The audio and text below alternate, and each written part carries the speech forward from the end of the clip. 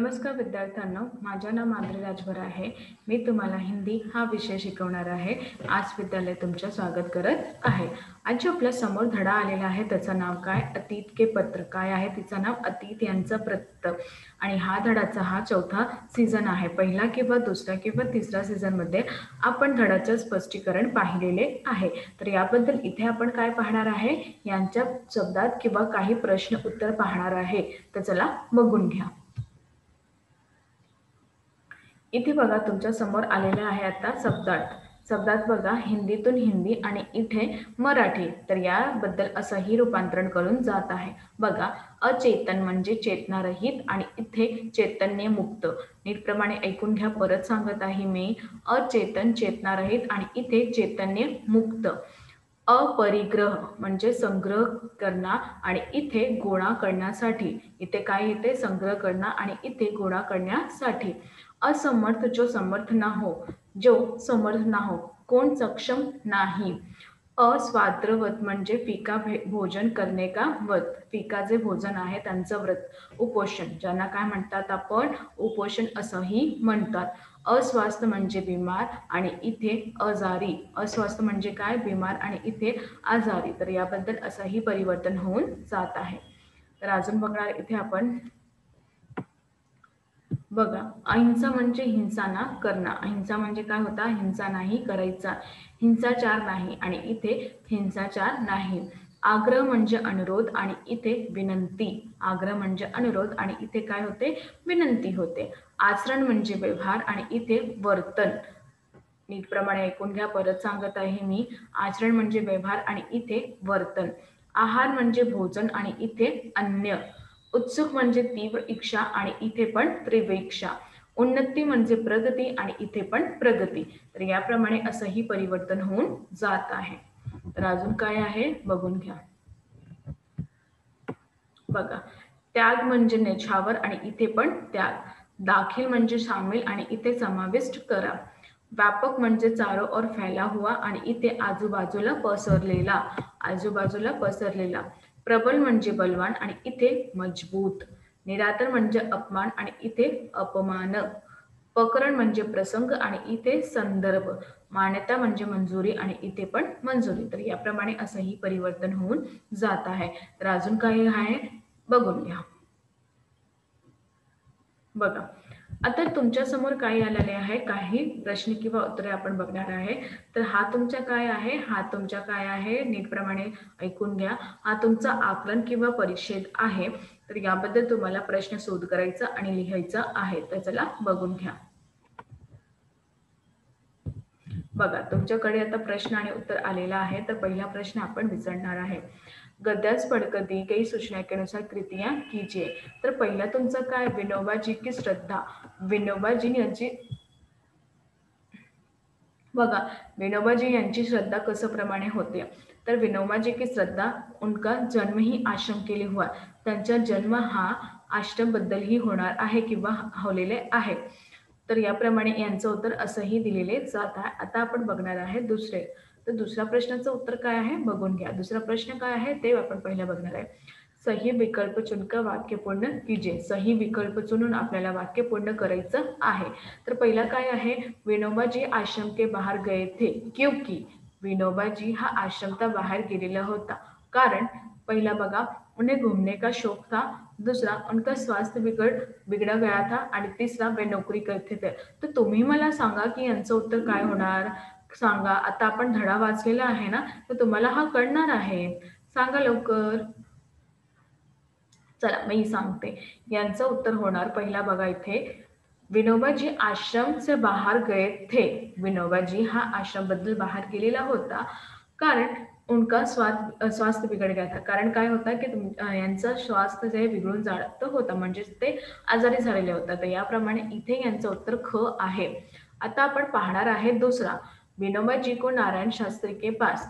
विनोबाजी यांनी नारायण शास्त्री बद्दल गेलेले होते। तर याप्रमाणे पहिला वेदों का अध्ययन करने का लोभ हुआ। दूसरा रामायण का अध्ययन करने का लोभ हुआ आणि तिसरा उपनिषदों का अध्ययन करने का लोभ हुआ। तर याबद्दल तुम्हाला इथे यांचं उत्तर दिलेले आहे। विनोबा जी को नारायण शास्त्री के पास। विनोबाजी यांना नारायण शास्त्री के जवळ उपनिषदों का अध्ययन करने का लोभ हुआ. उपनिषद यांचा अध्ययन करायचा खूप लोभ झालेला होता. तर याप्रमाणे इथे यांचे उत्तर कोणतं आहे क, की उपनिषदों का अध्ययन करने का लोभ हुआ. तर याबद्दल असं यांचं उत्तर दिलेले आहे. कळलं की नाही? लवकरच लवकर सांगा. हो, तर चला अजून बघून घ्या. बघा, आता तुमच्या समोर आलेले आहे प्रश्न दुसरा. कोणता प्रश्न दुसरा आलेला आहे? तर काय आहे? निम्नलिखित विधान सत्य है या असत्य लिखिए. निम्नलिखित विधान सत्य आहेत किंवा असत्य आहे ते तुम्हाला लिहायचं आहे. तर पहिला, विनोबा जी ने स्वयं फ्रेंच भाषा का चयन किया था. विनोबाजी हा स्वयं म्हणजे स्वतः ही फ्रेंच भाषा यांचं चयन केलेलं होतं. तर याप्रमाणे यांचं उत्तर काय आहे? निम्नलिखित विधान सत्य है या असत्य. तर पहिल्याचं उत्तर आहे असत्य. काय आहे? असत्य. तर पहिल्याचं उत्तर आपलं आहे असत्य. दुसरं आपण बघणार, हाय स्कूल में पढ़ते समय. हाय स्कूल बद्दल जेव्हा ते वाचन करत होता तर विनोबाजी को भागवत गीता के अध्ययन का शौक लगा था. तर विनोबाजी यांना भागवत गीता करण्याचा शौक लागलेला होता. तर याप्रमाणे यांचं उत्तर काय आहे? सत्य. काय आहे? सत्य. आता आपण बघणार दुसरा, कारण लिखिए. काय आहे? कारण लिहायचं. विनोबा जी ने खुद ब खुद संस्कृत का अभ्यास शुरू कर दिया. विनोबाजी यांना खुद ब खुद संस्कृती यांचा अभ्यास सुरू केलेला आहे. तर यांचं कारण आहे, विनोबा जी को गीता से अत्यधिक प्रेम था, इसलिए उन्होंने खुद ब खुद संस्कृती का अभ्यास सुरू कर दिया. विनोबाजी यांना गीताचं अत्यधिक प्रेम होता. याबद्दलही त्याने स्वतःही हा संस्कृती यांचा अभ्यास सुरू केलेला आहे. कळलं की नाही? लवकरच लवकर सांगा. हो, तर आता आपण तिसरा पाहणार. बघा, शब्द संपदा. तिसरा काय? शब्द संपदा. पहिला आहे तुमचा लिंग बदलिए. काय आहे? लिंग बदलिए. तर पहिला आहे विद्यमान म्हणजे विदुषी. विद्यमान म्हणजे विदुषी आणि पूज्य म्हणजे पूज्य. विलोम शब्द ज्यांना आपण विरुद्धार्थी शब्द असंही म्हणतो. आज्ञा, अवज्ञा. आज्ञाचं काय होणार? अवज्ञा. आणि खासच्या साधारण.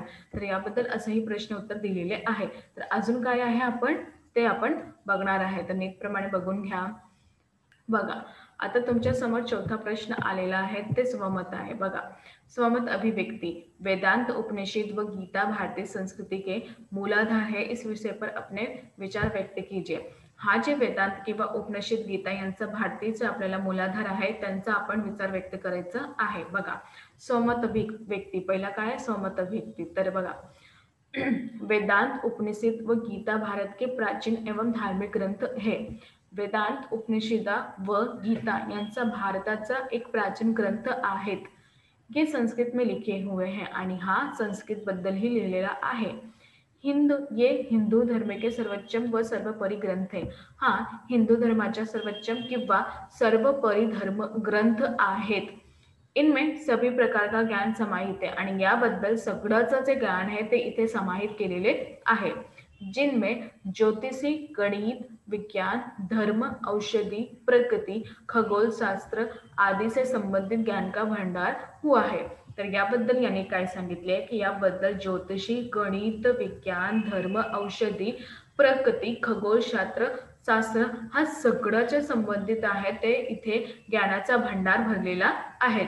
इनमें परमेश्वर, परमात्मा, ब्रह्म व आत्मा से संबंधित वर्णन है. याबद्दल इथे परमेश्वर, परमात्मा आणि ब्रह्म यांचा आत्माबद्दल ही संबंधित वर्णन केलेले आहेत. ये ग्रंथ आध्यात्मिक चिंतन से परिपूर्ण है. हा जे ग्रंथ आहे तुमचा हे आध्यात्मिक चिंतनातून खूपच परिपूर्ण झालेला आहे. दरअसल ये ग्रंथ हमारी संस्कृती की रीढ़ है. आणि तिथे काय म्हणाले, हा जे ग्रंथ आहे ते आमची संस्कृतीचे काय आहे, रीढ़्याची जी हड्डी आहे त्यांच्यासाठी आपला जीव होते त्याप्रमाणे. इनके बिना भारतीय संस्कृति की व्याख्या नहीं की जा सकती. त्याच्याबद्दल आपण भारतीय संस्कृती यांची व्याख्या नाही करू शकत. इसलिए वेदांत, उपनिषद व गीता भारतीय संस्कृती के मूलधार है. आणि याबद्दल ही जे वेदांत आहे, उपनिषद आहे आणि गीता हा सगळं जे आहे ना ते भारतीय संस्कृतीचा मूलाधार आहे. कळलं की नाही? लवकरच लवकर सांगा. हो, तर चला अजून बघून घ्या. बघा, आता तुमच्या समोर आलेला आहे दुसरा आकलन. काय आलेला आहे? दुसरा आकलन. तर चला बघून घ्या. हे तुमची परिभाषा. बघा, तर तुमचा पहिला प्रश्न आहे, गद्यांश पढ़कर दी गई सूचना के अनुसार कृतियां कीजिए। तर पहिला प्रश्न आहे, गद्यांश पढ़कर ऐसे प्रश्न तयार कीजिए जिनके उत्तर निम्नलिखित शब्द, ज्यांचं उत्तर निम्नलिखित शब्दाचं होणार। बघा, आणि 50। छ म्हणजे काय? पहिला, विनोबा जी ने कितने विद्यार्थियों को अर्थसहित गीता सिखाई। विनोबा जी याने किती विद्यार्थ्यांना अर्थसहित गीता असं कळलं। दूसरा आहे तुमच्या 50, आज तक विनोबा जी ने गीता के कितने प्रवचन किए। आज बद्दल गीताजीने यांचं कितने प्रवचन केलेले आहे, तर याबद्दल 50। तर असंही परिवर्तन होऊन जाते किंवा असंही प्रश्न विचारून जात आहे। आता आपण पाहणार दुसरा, स्वास्थ्य सुधार के लिए विनोबाजी द्वारा किए गए कार्य। स्वास्थ्य सुधार बद्दल विनोबाजी यांच्या द्वारा केलेले कार्य बघा।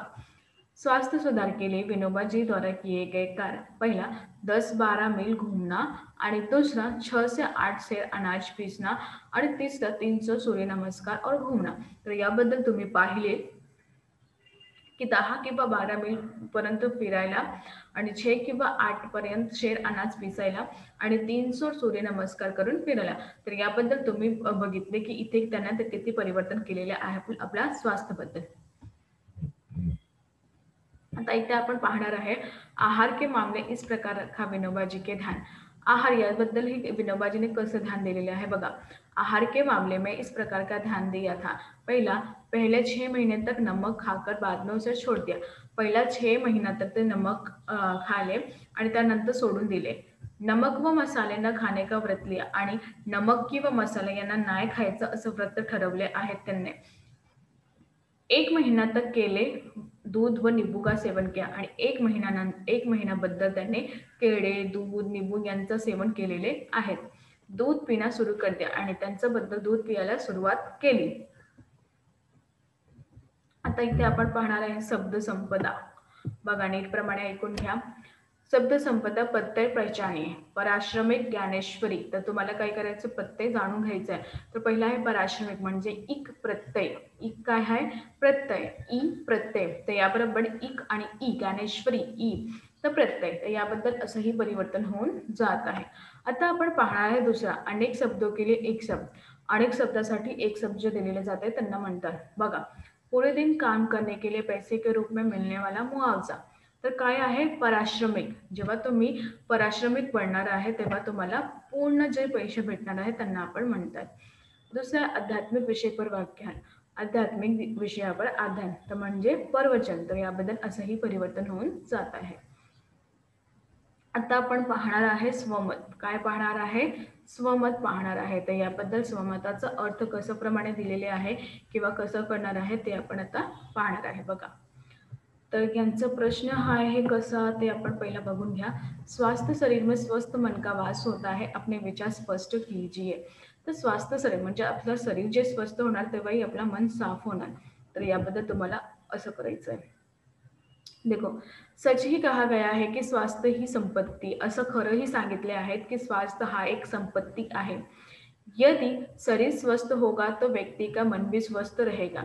आता शरीर आपला जे आहे देह आपला स्वस्थ राहणार तेव्हा ही व्यक्तीच्या मनात पण स्वस्थ राहणार आहे।